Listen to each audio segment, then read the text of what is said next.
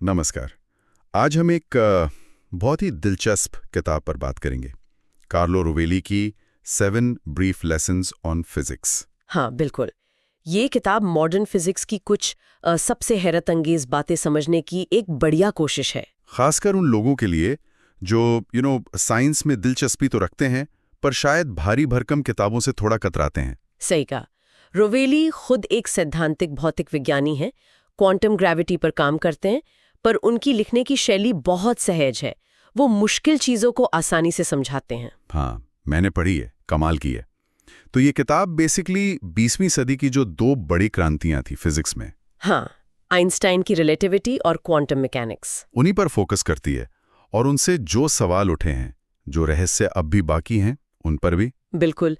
मकसद सिर्फ ये बताना नहीं कि हम क्या जानते हैं, बल्कि ये भी कि कितना कुछ है जो हम नहीं जानते। एक तरह से हमारी जो कॉमन सेंस है, जो सहज बुद्धि है, उसकी सीमाओं को टटोलने जैसा है ये। क्या बात है, सहज बुद्धि की सीमाएं। तो चलिए इन सीमाओं को थोड़ा लांघते हैं। हम किताब के 7 पाठों के हिसाब से ही चलेंगे। हाँ, ठीक रहेगा। रिलेटिविटी, फिर क्वांटम, ब्रह्मांड, कण, स्पेस के कण, फिर वो समय और गर्मी वाला पाठ, और आखिर में हम खुद। बढ़िया। तो पहला पाठ, आइंस्टाइन का सबसे खूबसूरत सिद्धांत, जनरल रिलेटिविटी। आइंस्टाइन की जवानी की कहानी भी काफी दिलचस्प है ना? हाँ। पाविया में बस घूमना फिरना, कांट पढ़ना। हाँ, और ये सोचने में भी अजीब लगता है कि कभी-कभी वो जिसे हम समय बर्बाद करना कहते हैं, वही शायद किसी बड़ी वैज्ञानिक सोच की नींव रख रहा होता है। सही। और 1905 तो खैर कमाल का साल था उनके लिए। 3 पेपर्स। 3। एक ने कहा परमाणु सच में होते हैं, दूसरे ने क्वांटम थ्योरी की शुरुआत की, और तीसरा स्पेशल रिलेटिविटी। ये आइडिया कि टाइम सबके लिए एक जैसा नहीं बहता। और फिर जनरल रिलेटिविटी तक पहुंचने में 10 साल और लग गए। कहते हैं बहुत मुश्किल था वो सफर। बहुत, क्योंकि न्यूटन का जो गुरुत्वाकर्षण का नियम था, हाँ, वो आइंस्टीन की नई स्पेशल रिलेटिविटी से मेल नहीं खा रहा था। कुछ तो गड़बड़ थी। आइंस्टाइन को ये समझ आ गया था। तो उन्होंने क्या किया? मतलब न्यूटन का आइडिया तो सिंपल था, चीजें एक दूसरे को खींचती हैं, एक फोर्स है। हाँ, एक अदृश्य धागा समझ लीजिए। और ये सब कुछ होता है एक खाली स्टेज पर, जिसे हम स्पेस कहते हैं। राइट। पर आइंस्टाइन ने फैराडे और मैक्सवेल के फील्ड वाले आइडिया को आगे बढ़ाया। उनकी असली जीनियस ये थी कि उन्होंने सोचा गुरुत्वाकर्षण कोई फोर्स नहीं है जो स्पेस से गुजरता है। तो फिर गुरुत्वाकर्षण ही स्पेस है, या कहें स्पेस टाइम। जहां भी मैटर या एनर्जी है, वो अपने आसपास के स्पेस टाइम को वॉर्प कर देती है, मोड़ देती है। अच्छा, जैसे वो चादर पर भारी गेंद रखने वाला उदाहरण देते हैं, चादर मुड़ जाती है। बिल्कुल। और फिर अगर कोई छोटी गेंद उस चादर पर लुढ़केगी तो वो उस मुड़े हुए रास्ते पर चलेगी। उसे लगेगा कोई खींच रहा है, पर वो तो बस स्पेस के कर्वेचर को फॉलो कर रही है। एग्जैक्टली। ये बिनेव का एक इनक्रेडिबल सिंप्लीफिकेशन था। स्पेस खाली कंटेनर नहीं है, वो एक डायनामिक चीज है। वो मुड़ सकता है, लहरें मार सकता है, खिंच सकता है। वाह। और इसके लिए उन्होंने वो रीमैन वगैरह के मैथ्स का इस्तेमाल किया। हाँ, रीमान की ज्योमेट्री और एक इक्वेशन दी, RJ - ½ RG गाब = टैप। देखने में डरावनी लगे, पर इसका मतलब सीधा है। स्पेस टाइम की ज्योमेट्री, उसका मुड़ाव, इक्वल टू उसमें मौजूद मैटर और एनर्जी। बस। और इस एक आइडिया से कितनी चीजें साबित हो गई। सूरज के पास लाइट का मुड़ना, हाँ, जो 1919 में कंफर्म हुआ। फिर ऊंचाई पर घड़ियों का धीमा चलना, वो भी मापा गया है। ब्लैक होल्स, यूनिवर्स का फैलना, बिग बैंग के सबूत, ग्रेविटेशनल वेव्स, सब कुछ। सब कुछ। और ये सब सिर्फ एक इंट्यूशन से निकला। स्पेस और ग्रेविटेशनल फील्ड एक ही चीज है। कमाल है ना? वाकई कमाल है। पर यहीं से हम दूसरे पार्ट पर आते हैं, क्वांटम मैकेनिक्स। और आपने कहा कि ये दोनों थ्योरीज, रिलेटिविटी और क्वांटम, आपस में बनती नहीं है। हाँ, यही तो मॉडर्न फिजिक्स की सबसे बड़ी पहेली है। रिलेटिविटी देखिए कितनी एलिगेंट है, एक सिंगल दिमाग की उपज, बिल्कुल सुसंगत। और क्वांटम मैकेनिक्स एक्सपेरिमेंटली तो बेहद सफल। मतलब हमारी पूरी टेक्नोलॉजी इसी पर टिकी है। हाँ, कंप्यूटर्स, फोन, सब कुछ। पर यह थ्योरी बड़ी अजीब है, रहस्यमयी। इसकी शुरुआत कैसी हुई थी? प्लैंक से। हाँ, मैक्स प्लैंक 1900 में उन्होंने देखा कि हिसाब ठीक करने के लिए मानना पड़ रहा है कि एनर्जी लगातार नहीं, बल्कि छोटे छोटे पैकेट्स क्वांटम में आती जाती है। पहले लगा ये बस गणित का एक ट्रिक है। अच्छा। फिर 1905 में आइंस्टाइन ने कहा नहीं, ये पैकेट असलियत है, जैसे लाइट के फोटॉन। और उन्होंने भी ये थोड़ी हिचक के साथ कहा था, लिखा था, मुझे ऐसा लगता है। आइंस्टाइन को भी हिचक, फिर नील्स बोर आए। हाँ, बोहर ने एटम का मॉडल दिया कि इलेक्ट्रॉन न्यूक्लियस के चारों ओर कहीं भी नहीं घूम सकते, उनके एनर्जी लेवल फिक्स होते हैं और वो एक लेवल से दूसरे पर कूदते हैं, क्वांटम लीप्स। ये शब्द तो सुना है। फिर 1925 तक इसके पक्के मैथमेटिकल इक्वेशंस आ गए, पूरी केमिस्ट्री समझ आ गई इन इक्वेशंस से। पर तभी वर्नर हाइजेनबर्ग ने एक और भी चौंकाने वाली बात कह दी। क्या? उन्होंने कहा कि इलेक्ट्रॉन जैसी चीजें हमेशा एग्जिस्ट ही नहीं करती, वो तभी वजूद में आती हैं जब कोई उन्हें देखता है या वो किसी चीज से इंटरैक्ट करती हैं। एक मिनट, क्या मतलब? अगर मैं देख नहीं रहा तो चीज है नहीं? वो एक संभावना के तौर पर है, एक पोटेंशियल, डेफिनेट नहीं। असलियत एक तरह से धुंधली है, प्रोबेबिलिस्टिक है, उसमें रैंडमनेस है। ये तो बहुत अजीब है। आइंस्टीन को कैसा लगा ये सब? उन्हें बिल्कुल पसंद नहीं आया। उनका वो मशहूर कोट है, भगवान पासा नहीं खेलते। वो मानते थे कि एक ऑब्जेक्टिव रियलिटी होनी चाहिए, चाहे हम देखें या ना देखें। इस पर आइंस्टीन और बोर में सालों तक बहस चली, बहुत फेमस डिबेट्स हैं वो। और नतीजा क्या निकला? नतीजा, क्वांटम मैकेनिक्स आज तक हर टेस्ट में खरी उतरी है, पर वो हमें ये नहीं बताती कि दुनिया असल में क्या है। वो बस ये बताती है कि एक सिस्टम दूसरे को कैसे प्रभावित करता है। क्या रियलिटी हमसे छुपी हुई है? ये सवाल अब भी है। कहते हैं बोर जब मरे तो उनके ब्लैकबोर्ड पर आइंस्टाइन का ही एक थॉट एक्सपेरिमेंट बना हुआ था। शायद वो आखिरी पल तक उसे समझने की कोशिश कर रहे थे। क्या कहानी है, गजब। अच्छा, अब तीसरा पार्ट, ब्रह्मांड, यूनिवर्स। हमारी समझ कैसे बदली है इसके बारे में? अरे जमीन आसमान का फर्क आ गया है। सोचिए, पहले हम क्या मानते थे? धरती चपटी, ऊपर आसमान एक छत जैसा। हाँ। फिर यूनानियों ने, एनाक्सिमेंडर, अरिस्तु ने कहा नहीं, धरती गोल है, तैर रही है और आसमान चारों तरफ है, तारे वगैरह गोलों पर चिपके हैं। ये हजारों साल चला। फिर कोपर्निकस आए। हाँ, उन्होंने कहा नहीं जी, सूरज बीच में है, धरती समेत सब ग्रह उसके चक्कर काट रहे हैं। ये बहुत बड़ा बदलाव था। और फिर पता चला कि हमारा सूरज भी कोई खास नहीं, बस एक तारा है। हमारी गैलेक्सी मिल्की वे, उसमें ऐसे अरबों तारे हैं। अरबों? और फिर 1930s में एडविन हबल ने दिखाया कि हमारी गैलेक्सी अकेली नहीं है, ब्रह्मांड में अरबों खरबों गैलेक्सीज हैं। जब हम हबल टेलीस्कोप की डीप फील्ड इमेज देखते हैं, हर छोटा सा धब्बा एक पूरी गैलेक्सी है। सोचकर ही मतलब दिमाग घूम जाता है, इतनी विशालता। तो आज क्या तस्वीर है यूनिवर्स की? आज हम जानते हैं कि यूनिवर्स लगभग 14 अरब साल पहले एक धमाका, बिग बैंग से शुरू हुआ। तब से ये लगातार फैल रहा है, एक्सपैंड हो रहा है। और ये एक्सपेंशन आइंस्टाइन की रिलेटिविटी से जुड़ा है, स्पेस का मुड़ना वगैरह। बिल्कुल। आइंस्टाइन की थ्योरी बताती है कि ये स्पेस सिर्फ फैल नहीं रहा, ये फ्लैट नहीं है, ये मुड़ा हुआ है। इसमें लहरें उठ सकती हैं, ग्रेविटेशनल वेव्स, और इसमें ब्लैक होल जैसी अजीबोगरीब चीजें बन सकती हैं।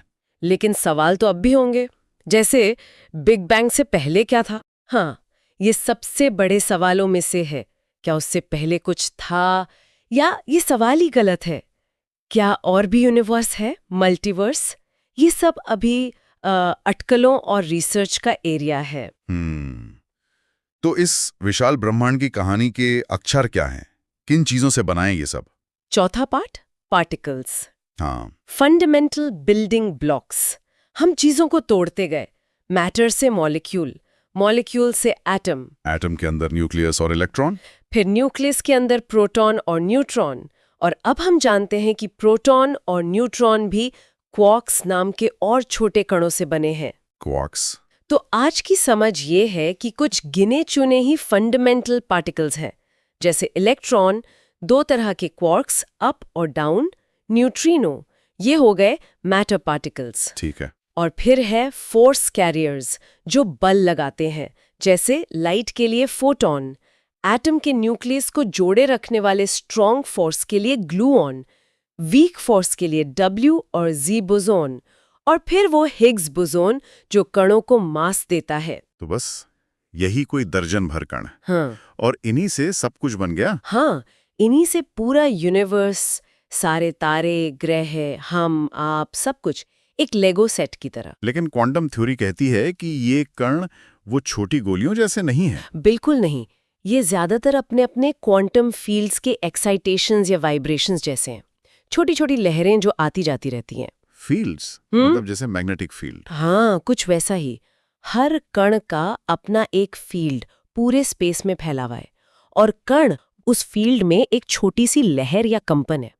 यहाँ तक कि जिसे हम खाली स्पेस या वैक्यूम कहते हैं, हाँ, वो भी खाली नहीं है।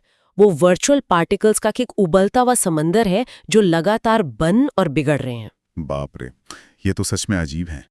और इन सभी कणों और बलों को समझाने वाली थ्योरी है स्टैंडर्ड मॉडल। हाँ, ये 1970s में डेवलप हुई थी और 2013 में हिग्स बोसॉन की खोज से पूरी हुई। ये अविश्वसनीय रूप से कामयाब रही है। हर एक्सपेरिमेंटल टेस्ट पास किया इसने। लेकिन इसमें भी कुछ कमियां हैं। आपने कहा ग्रेविटी शामिल नहीं है। वो सबसे बड़ी कमी है, ये ग्रेविटी को डिस्क्राइब नहीं करती। दूसरी बात, ये थोड़ी पैबंद लगी हुई सी लगती है। इसमें करीब 20 ऐसे नंबर्स हैं जिन्हें हम एक्सपेरिमेंट से नाप कर डालना पड़ता है। थ्योरी उन्हें समझाती नहीं। अच्छा, और इसकी कैलकुलेशंस में अजीब सी इन्फिनिटीज आती हैं जिन्हें हटाने के लिए एक मैथमेटिकल ट्रिक लगानी पड़ती है, रिनॉर्मलाइजेशन। कुछ फिजिसिस्ट्स को लगता है कि ये एक इशारा है कि ये फाइनल थ्योरी नहीं है। और वो डार्क मैटर वाली पहेली का क्या? हाँ, वो भी एक बड़ा सुराग है। हम गैलेक्सीज को घूमते हुए देखते हैं और उनकी स्पीड बताती है कि उनमें जितना मैटर हमें दिख रहा है उससे कहीं ज्यादा होना चाहिए। मतलब कोई अनदेखा पदार्थ है। हाँ, जिसका सिर्फ ग्रेविटेशनल असर दिख रहा है, उसे हम डार्क मैटर कहते हैं। ये क्या है, स्टैंडर्ड मॉडल नहीं बता पाता। तो ये मॉडल बहुत अच्छा है पर शायद अधूरा है। तो यहीं पर सबसे बड़ी चुनौती आती है इन दो महान थ्योरीज, रिलेटिविटी जो ग्रेविटी समझाती है, मुड़े हुए स्पेस लाइन की बात करती है, और क्वांटम मैकेनिक्स जो बाकी सब कुछ समझाती है पर स्पेस को फ्लैट मानती है। इनको एक साथ कैसे लाया जाए? 5वां पार्ट, स्पेस के दाने। बिल्कुल, यही आज की सैद्धांतिक भौतिकी का होली ग्रेल है, क्वांटम ग्रेविटी क्यूजी की थ्योरी खोजना। इतिहास में पहले भी ऐसा हुआ है जब अलग अलग लगने वाली चीजों को मिलाया गया। जैसे न्यूटन ने जमीन पर गिरते सेब और आसमान में घूमते चांद को एक ही नियम ग्रेविटी से समझाया। मैक्सवेल ने बिजली और चुंबकत्व को इलेक्ट्रोमैग्नेटिज्म में मिला दिया। अब बारी है ग्रेविटी और क्वांटम को मिलाने की। और इसमें एक कोशिश है, लूप क्वांटम ग्रेविटी। हाँ, ये एक लीडिंग अप्रोच है। और भी हैं जैसे स्ट्रिंग थ्योरी। एलक्यूजी की खास बात ये है कि ये रिलेटिविटी और क्वांटम दोनों के फंडामेंटल आइडियाज को बहुत सीरियसली लेती है और उन्हें मिलाने की कोशिश करती है। और इसका नतीजा क्या निकलता है? नतीजा बहुत रेडिकल है। एलक्यूजी कहती है कि स्पेस, जिसे हम एक कंटिन्यूअस स्मूथ चीज समझते हैं, वो असल में दानेदार है। हाँ, ग्रैन्युलर। दानेदार मतलब जैसे रेत के दाने। हाँ, एक तरह से स्पेस के परमाणु या लूप्स ये इतने छोटे हैं प्लैंक स्केल पर, जो कि 10-35 मीटर होता है, मतलब सोच से भी परे छोटा, कि हमें रोजमर्रा में बिल्कुल महसूस नहीं होते। पर फंडामेंटल लेवल पर स्पेस इन्हीं क्वांट ऑफ स्पेस से मिलकर बना है, जैसे कपड़ा धागों से बुना होता है। क्या बात कर रही हैं? स्पेस खुद टुकड़ों से बना है, बीच में कुछ नहीं। एलक्यूजी के फ्रेमवर्क में, हाँ, स्पेस खालीपन नहीं बल्कि इन क्वांटम दानों का एक नेटवर्क है, एक रिलेशन है। स्पेस इन व्यक्तिगत गुरुत्वाकर्षण क्वांटा के जुड़ने से बनता है। और इसका दूसरा नतीजा आपने कहा था, टाइम को लेकर। हाँ, वो और भी अजीब है। एलक्यूजी के जो बेसिक इक्वेशंस हैं, उनमें टाइम का कोई वेरिएबल ही नहीं है जो बहता हो। कोई टाइम नहीं। फिर ये बदलाव कैसे होता है? घड़ियां क्यों चलती हैं? बदलाव होता है, चीजें बदलती हैं, पर वो एक दूसरे के रिलेटिव बदलती हैं, किसी एक यूनिवर्सल घड़ी के हिसाब से नहीं। जिसे हम टाइम का फ्लो महसूस करते हैं, वो शायद एक बड़े स्केल पर बहुत सारे पार्टिकल्स की इंटरैक्शन से उभरने वाली चीज है, इमर्जेंट फिनोमिनन। जैसे पानी शांत दिख सकता है पर अंदर मॉलिक्यूल्स नाच रहे होते हैं, टाइम भी शायद ऐसा ही कुछ है। ये तो दिमाग को सच में हिला देता है। इसे टेस्ट कैसे करेंगे? मुश्किल है क्योंकि प्लैंक स्केल बहुत छोटा है, पर कुछ आइडियाज है। एक है ब्लैक होल बाउंस। एलक्यूजी कहती है कि जब कोई तारा ब्लैक होल बनने के लिए कोलैप्स होता है तो वो सिंगुलैरिटी तक नहीं पहुंचता। क्वांटम प्रेशर उसे रोकता है और वो एक बेहद छोटे साइज प्लैंक स्टार से बाउंस करता है। बाउंस मतलब वापस फैलता है? हाँ, शायद हम उस बाउंस से निकलने वाली हाई एनर्जी कॉस्मिक किरणों को डिटेक्ट कर सके। या ये भी हो सकता है कि बिग बैंग खुद ही एक बिग बाउंस था, किसी पिछले यूनिवर्स के सिकुड़ने के बाद का रिबाउंड। कमाल है, लगता है जैसे साइंस फिक्शन पढ़ रहे हो। अच्छा, अब छठा पार्ट, प्रोबेबिलिटी, टाइम और ब्लैक होल की गर्मी। इसमें ये थर्मोडायनामिक्स यानी गर्मी का विज्ञान कहाँ से आ गया? ये कहानी का तीसरा पिलर है, बहुत जरूरी, थर्मोडायनामिक्स। और इसके हीरो है लुडविग बोल्ट्जमान। बोल्ट्जमान? हाँ, उन्होंने समझाया कि गर्मी या हीट क्या है। ये बस एटम्स और मॉलिक्यूल्स की रैंडम मोशन है। जितनी तेज मोशन उतनी ज्यादा गर्मी। ठीक है। और उन्होंने ये भी समझाया कि गर्मी हमेशा गर्म चीज से ठंडी चीज की तरफ क्यों बहती है। इसी से जुड़ा है टाइम का तीर, समय हमेशा अतीत से भविष्य की ओर क्यों जाता है। अच्छा, कैसे जुड़ा है? देखिए, फिजिक्स के ज्यादातर नियम टाइम सिमेट्रिक है। मतलब अगर आप किसी प्रक्रिया का वीडियो उल्टा चलाएं तो वो भी नियमों के हिसाब से मुमकिन लगेगा, जैसे गेंद का लुढ़कना। हाँ। पर आप कभी ये नहीं देखते कि टूटा हुआ कप अपने आप जुड़ जाए या ठंडी चाय अपने आप गर्म हो जाए, है ना? गर्मी का बहाव हमेशा एक तरफा होता है। सही कहा। क्यों? बोल्ट्जमैन ने कहा ये प्रोबेबिलिटी का खेल है, संयोग का। चीजों के अव्यवस्थित होने के तरीके उनके व्यवस्थित होने के तरीकों से कहीं ज्यादा होते हैं। हवा के सारे मॉलिक्यूल कमरे के एक कोने में इकट्ठा हो जाएं, ये नामुमकिन नहीं, पर इसकी संभावना लगभग शून्य है।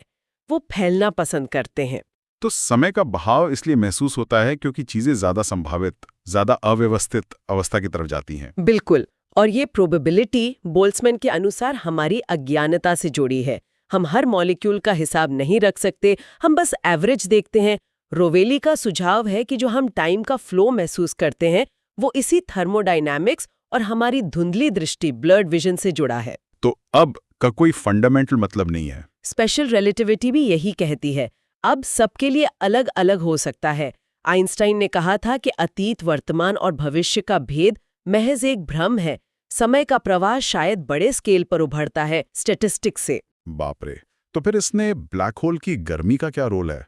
यहीं पर स्टीफन हॉकिंग का जबरदस्त काम आता है। उन्होंने रिलेटिविटी और क्वांटम को मिलाकर दिखाया कि ब्लैक होल पूरी तरह काले नहीं है। वो गर्म होते हैं और बहुत धीरे धीरे रेडिएशन छोड़ते हैं, जिसे हॉकिंग रेडिएशन कहते हैं, और आखिरकार इवेपोरेट हो जाते हैं। ब्लैक होल गर्म होते हैं? हाँ, ये एक इनक्रेडिबल डिस्कवरी थी, क्योंकि इसने पहली बार ग्रेविटी, रिलेटिविटी, क्वांटम मैकेनिक्स और थर्मोडायनामिक्स, हीट को एक साथ ला दिया। ब्लैक होल की ये गर्मी शायद उन्हीं स्पेस के क्वांटम दानों के कंपन से पैदा होती है जिनकी बात LQG करती है। ये इन तीनों फील्ड्स को जोड़ने वाली एक रोजेटा स्टोन जैसी है। वाह, ये तो कमाल की इंटरकनेक्शन है। तो अब हम आते हैं आखिरी पार्ट पर। हम खुद इस अजीब क्वांटम मुड़े हुए दानेदार यूनिवर्स में हम क्या हैं, कहाँ फिट होते हैं? हाँ, ये सबसे बड़ा सवाल है शायद। एक लेवल पर हम उन्हीं कणों, उन्हीं नियमों से बने हैं जिनसे तारे और पत्थर बने हैं, स्टारडस्ट। लेकिन हम सिर्फ कणों का ढेर तो नहीं है। हम सोचते हैं, महसूस करते हैं। बिल्कुल, हम इस यूनिवर्स का वो हिस्सा है जो जागरूक है, जो यूनिवर्स को देख सकता है, उस पर सोच सकता है, उसे समझने की कोशिश कर सकता है। हम सूचनाओं का आदान प्रदान करने वाले नोड्स हैं। हमने ये भी सीखा है कि हम कोई खास सेंटर में नहीं हैं, न पृथ्वी, न सूर्य, न हमारी गैलेक्सी। हम जीवन के एक विशाल पेड़ की एक टहनी हैं, जिसका करोड़ों साल पुराना एक साझा पूर्वज। सही कहा। और ये जानना हमें छोटा नहीं बनाता, बल्कि हमें प्रकृति से और जोड़ता है। विज्ञान हमें दुनिया को देखने का एक तरीका सिखाता है, सबूतों के पीछे जाना, अपनी बनाई कहानियों पर सवाल उठाना। लेकिन ये चेतना, ये कॉन्शियसनेस, ये मैं का एहसास, ये कहाँ से आता है? ये अब भी एक बड़ा रहस्य है। न्यूरोसाइंस दिमाग को मैप कर रहा है। कुछ थ्योरीज हैं, जैसे इंटीग्रेटेड इन्फॉर्मेशन थ्योरी, जो इसे समझने की कोशिश कर रही हैं, पर अभी हम बहुत दूर हैं। और फ्री विल का क्या? अगर सब कुछ नियमों से चल रहा है तो क्या हमारी मर्जी बस एक भ्रम है? अपने आंतरिक नियमों, हमारे दिमाग की प्रक्रियाएं के अनुसार काम करना है। हम ही वो जटिल न्यूरल प्रक्रियाएं हैं। हमारे निर्णय उन्हीं से निकलते हैं। क्योंकि ये इतनी जटिल है, हम काफी हद तक अनप्रेडिक्टेबल होते हैं। हमारी स्वतंत्रता हमारी इसी जटिलता में है। तो फिर हमारे मूल्य, जैसे प्यार, ईमानदारी, जिज्ञासा, ये सब क्या है? क्या ये भी बस फिजिक्स और केमिस्ट्री है? वो फिजिक्स और केमिस्ट्री से उभरते हैं, पर वो उससे कहीं ज्यादा है। वो विकास का नतीजा है, हमारे सामाजिक प्राणी होने का नतीजा है। वो वास्तविक हैं और महत्वपूर्ण हैं क्योंकि वो प्राकृतिक हैं। हमारी जिज्ञासा, जानने की ये इच्छा, यही हमें इंसान बनाती है। पर साथ ही हमें अपनी नश्वरता का भी एहसास है। हमारी अपनी जिंदगी की सीमाएं हैं और शायद हमारी प्रजाति की भी। हाँ, और इसे स्वीकार करना, जैसा ल्यूक्रेशियस ने कहा था, जरूरी है। लेकिन ये उदासी की बात नहीं, ये हमें हर पल की कीमत समझने में मदद करता है। हम इस अजीब और खूबसूरत ब्रह्मांड में अजनबी नहीं हैं, हम यहीं के हैं। हम तारों की धूल हैं। बिल्कुल, जैसा ल्यूक्रेशियस ने कहा था, हम सब एक ही दिव्य बीज से जन्मे हैं। हम सब जुड़े हुए हैं। और जानने की ये इच्छा कभी खत्म नहीं होती। हमेशा नए सवाल, नए रहस्य सामने आते रहते हैं। स्पेस के दाने, टाइम का सर्च, ब्लैक होल्स, कॉन्शियसनेस। हाँ, और ज्ञान की इसी फ्रंटियर पे, इसी सीमा पर जहां हम अज्ञात से मिलते हैं, वहीं हमें विस्मय और सुंदरता का अनुभव होता है। तो अगर हम संक्षेप में देखें, तो हमने आइंस्टाइन के मुड़े हुए स्पेस टाइम से लेकर क्वांटम की अनिश्चित दुनिया तक, ब्रह्मांड के विस्तार से लेकर कणों के चिड़ियाघर तक, स्पेस के दानेदार बनावट से लेकर समय और गर्मी के रहस्यमयी रिश्ते तक की बात की। और इन सब के बीच हमारी अपनी जगह, जो सोचने और समझने की कोशिश कर रही है। बिल्कुल। तो जाते जाते एक सवाल श्रोताओं के लिए छोड़ जाते हैं। जैसे जैसे हम ब्रह्मांड के रहस्यों को सुलझाते हैं, क्या हम अनजाने में खुद के ही रहस्यों को नहीं खोल रहे? ये जो स्टारडस्ट हम हैं, ये अपने आप को समझने में कितना आगे जा सकती है? सोचने वाली बात है। इसी विचार के साथ आज सुनने के लिए बहुत बहुत धन्यवाद।